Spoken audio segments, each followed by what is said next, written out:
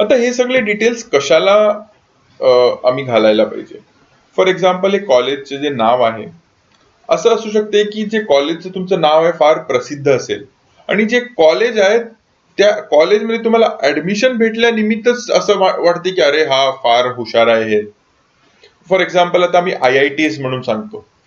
कुठल्या पण IIT मध्ये सांगितलं एक इमेज क्रिएट होते की हा हुशार आहे, फार काय प्रॉब्लेमच नाही, घ्या त्यांना आत, घ्या कंपनीमध्ये घ्या, असं होऊन टाकू. ते एक एक एक इमेज क्रिएट होते. आणि एक फॉर एक्झाम्पल, हे जे स्थान आम्ही कुठं वाचलोय, आता तुम्ही माझं बघितलं तर मी बँगलोरमध्ये माझं इंजिनिअरिंग केलोय, 12वी आणि 11वी मंगळूरमध्ये केलोय, आणि माझं स्कूलिंग बेलगाम मध्ये केलोय.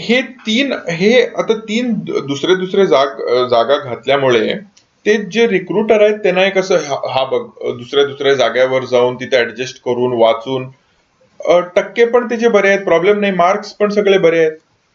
मग एक इमेज काय होते की हा जो आहे फार डायनामिक आहे, वर्सिटाईल आहे, दुसऱ्या दुसऱ्याकडे जाऊन फिरून पण राहून तिथं त्यांच्या कल्चरला अडॉप्ट करून पण त्याचं जे काम आहे ते करतोय.